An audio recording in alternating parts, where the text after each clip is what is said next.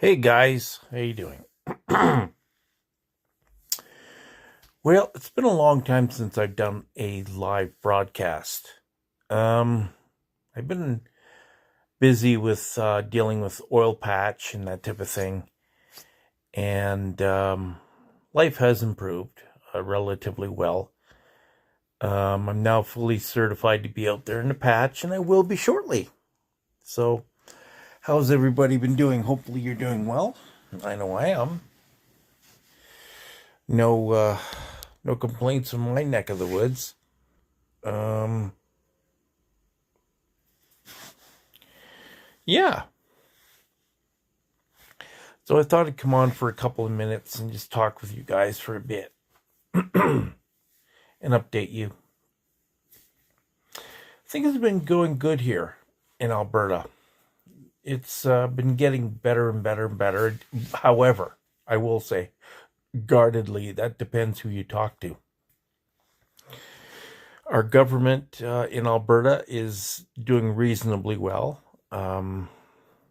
It works well for me, but I'm not everybody in Alberta, obviously. And we have two completely polar opposite views. One party says one thing, and the reigning party, the party that's in power, says a completely different. And since we talked last, Mr. Trump, Donald Trump, got reelected. And congratulations to him and the Republican Party. And in Canada, we're just about to go PC, Progressive Conservative, here in the new year.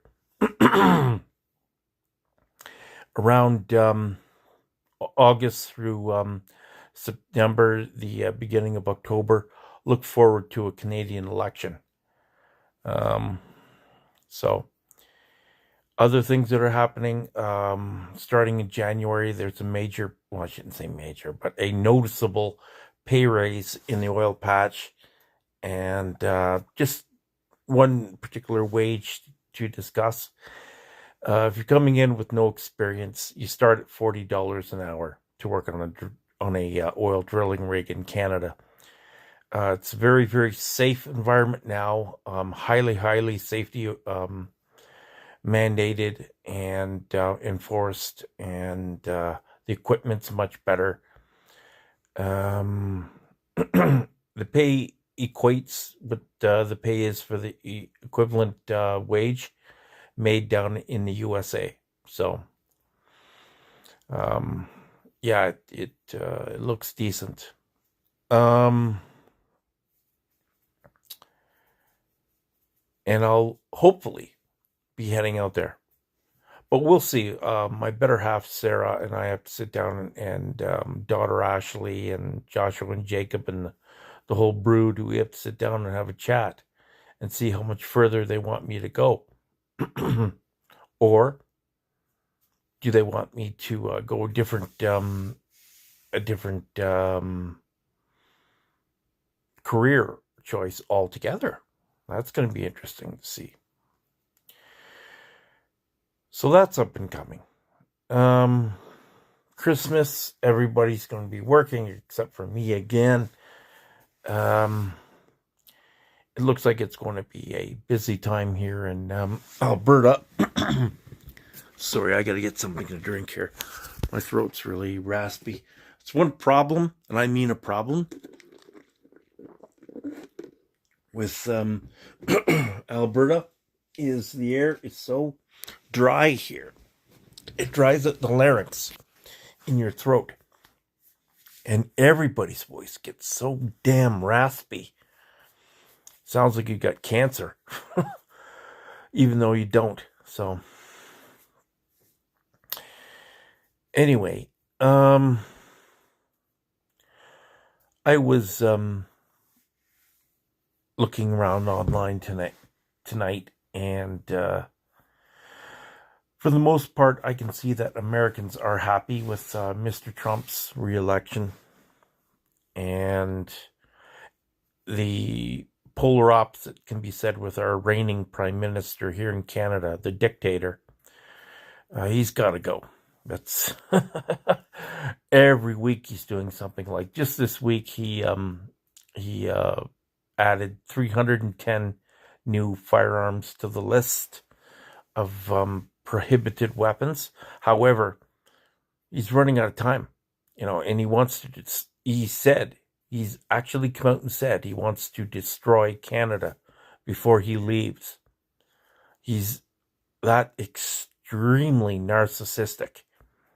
Like he's the most extreme narcissistic sociopath I've seen in the world in modern times.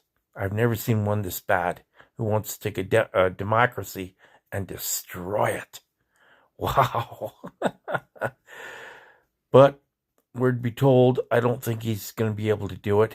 His second in command, Mr. Singh, Jagmeet Singh, he's not going to get his pension, I can tell you that.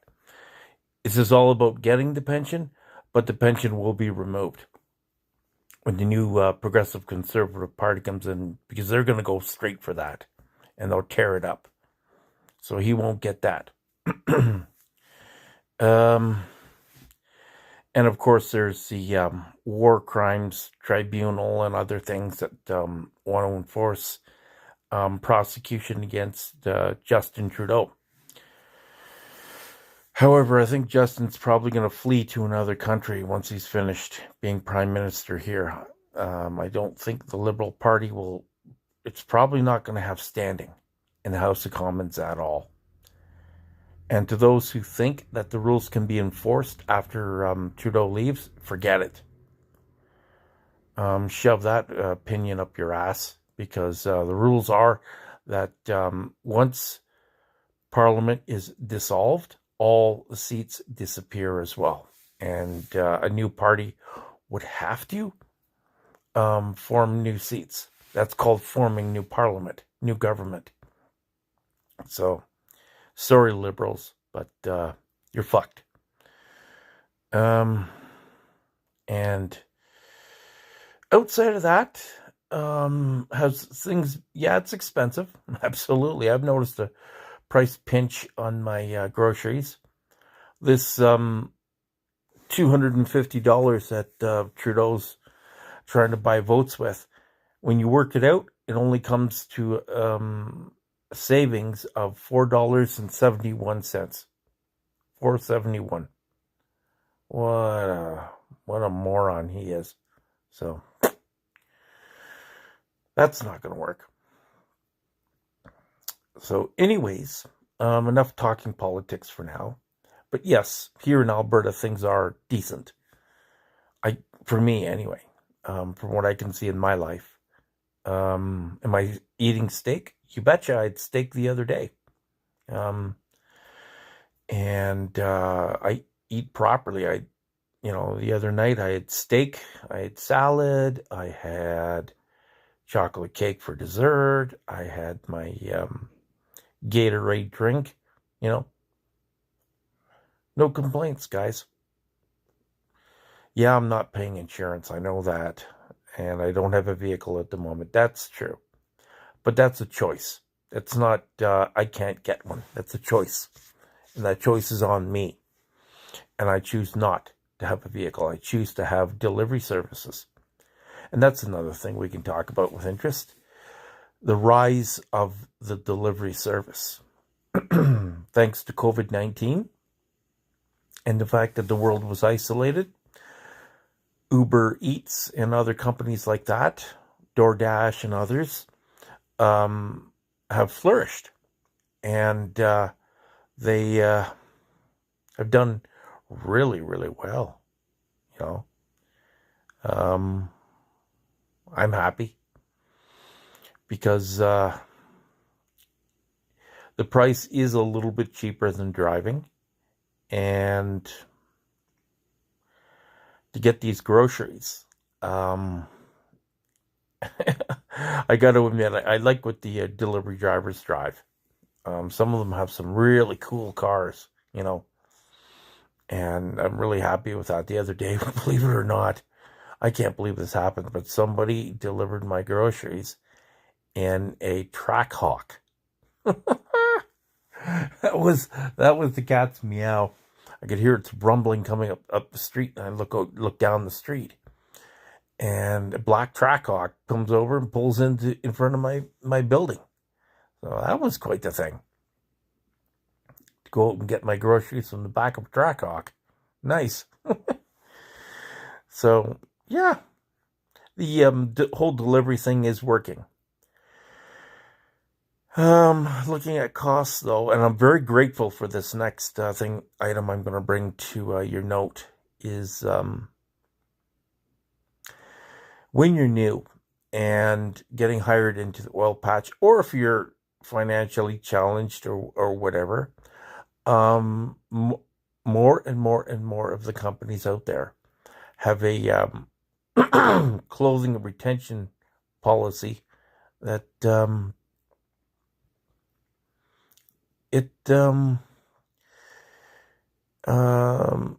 they recycle clothing, like the coveralls and things if they're lightly used, boots, whatever, right? So that's a good thing. You can actually save a massive amount of money, and that helps because the cash outlay going out to the patch is very expensive, and for some people it'll break them. So I just want to let you know that this is an option with companies, and when you're going for your job interview, discuss that. Okay, it's important. Another thing, interview skills. That I discovered through my phone here. I have an AI feature, and I can have a backwards forwards discussion with an AI program, essentially. And for the most part, it's correct. I did it yesterday, and I was in a virtual interview with AI about the oil patch, Alberta oil patch, directly. And the answers I felt were about 98% correct from them. There was a couple where they bombed out, but for the majority of them, 98%. That's pretty darn powerful. The other thing is, here, I've been making AI videos. Now, I made some spoof videos, and I also did a couple of car videos and a promotions video for a restaurant in Ontario. The AI features are taking off. Holy crap. So, I'm happy about that. Now, the other thing, well, we're talking about these features and things we can have. Great news. Mr. Carlos Tavares of Stellantis, and you've heard me in previous live chats talk about this son of a bitch, Tavares, and what he's done to... He's another narcissistic sociopath, by the way. And you've heard me say about his destruction of Stellantis. Actually, he's the one that formed Stellantis, and the more I found out about him in the last couple months, the angrier I got. I didn't feel like making any car videos. And if you go back into my channel, you'll see that I made a lot of car videos over the years, but I stopped about a year or so ago because of Carlos Tavares and his narcissism. And other auto manufacturers I got on board, even my favorite one, Nissan, and they're falling apart now.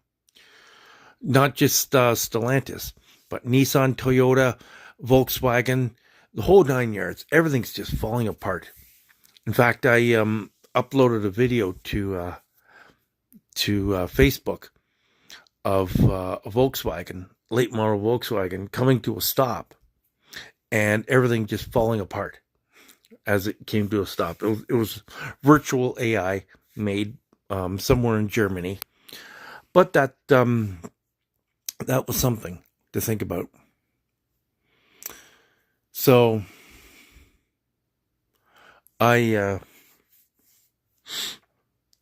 am highly impressed with the AI, but I'm also highly impressed to say that Carlos Tavares at Stellantis is finished. He's gone. It was either leave or get fired, and he took the leave. He's finished. He won't be back. So that's really good news. I'm highly impressed with that. Where's the whole thing with Stellantis going to go? Well, if you ask me, I'd like to see them ditch the whole electric car thing. Just garbage that right away. The average man and woman cannot afford $140,000 vehicles. And these pieces of junk basically wouldn't stand up in my environment anyway here. 6 months out of the year we're frozen and we're cold, and the batteries won't stand up. Forget it. So go back to the old days with gas engines and diesel. The other thing is they have to bring down the pricing category completely.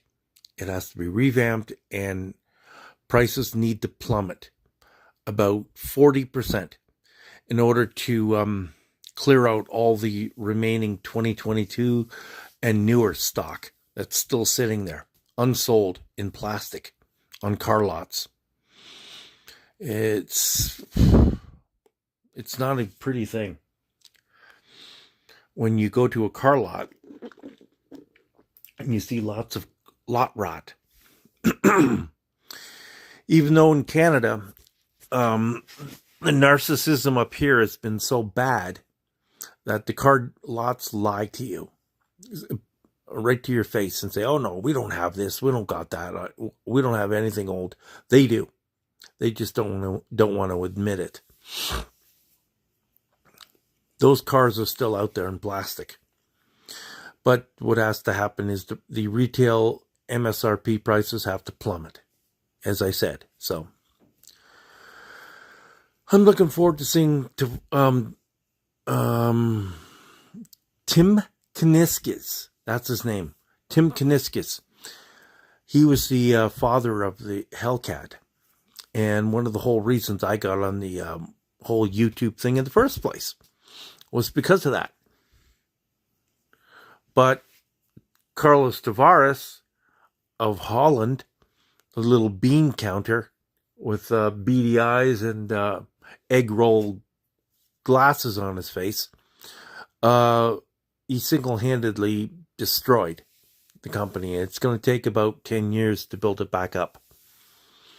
Good luck to Mr. Kuniskis, and maybe he can bring in the the grandson of Mr. Dodge, one of the founders of the Dodge Motor Company, to get the whole thing going again properly. That would be good.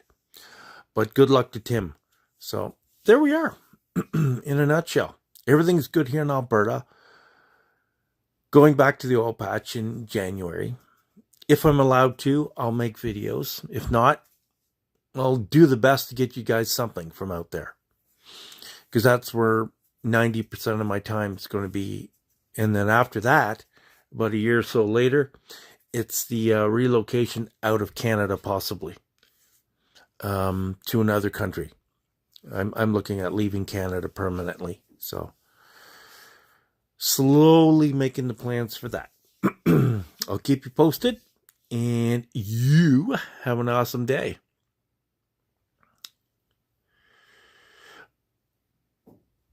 Okay. We'll be chatting with you later.